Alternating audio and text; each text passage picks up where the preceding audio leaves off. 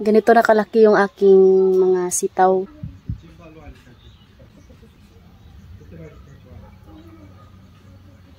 Yung ampalaya ko. Yan o. At saka tingnan niyo yung aking sayote guys. Hindi ko alam kung bunga ba yan or dahon. Pero grabe. Nakaka-proud. Tingnan niyo oh. Ito naman yung alubati ko guys na pula. Yan o.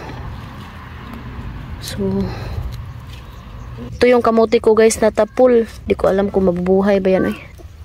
Nagpausok ako dito kasi ang daming mga insekto eh. Kinain yung mga pichay ko guys na isabod. Naubos. Masaway yung mga insekto eh.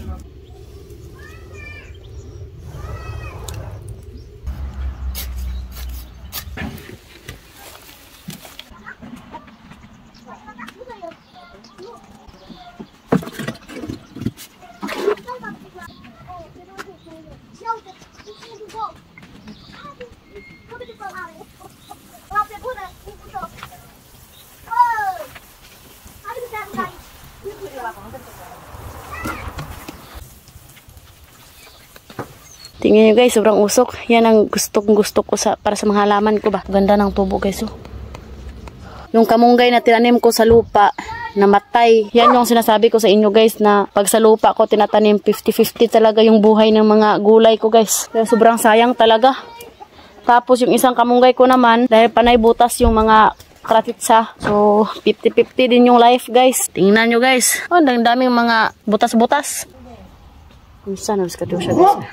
Oh, so really cutie with the rooster. Look, he's not warming. He's a little. But this rooster is big and we need to eat. But he don't come to us. This is very good.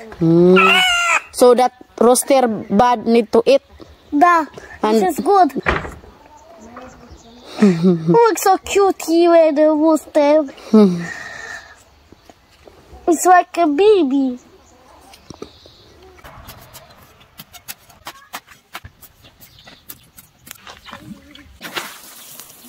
Well guys, if I have my ladybug, you might say ladybug. If I found the two, you must say ladybugs. Yuck. Yuck. Yuck. Yuck.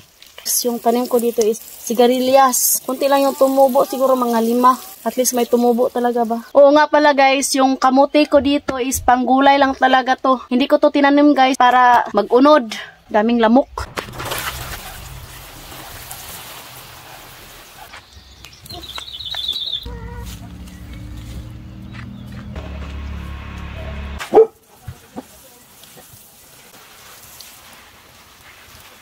Sana magkaroon ng bunga tong ating sayote guys para makakain tayo ng gulay. Paborito to ni Ede. First time natikman ni Ede yung sayote. Hinahanap-hanap niya guys tuwing magluluto ako ng mga sabaw-sabaw. Yung pag-aakala niya sa potatoes guys is sayote. So magpaalam na ako sa inyo. Thank you for watching. Hope you enjoy. Don't forget to like and subscribe our YouTube channel and Facebook page, The Petri Family.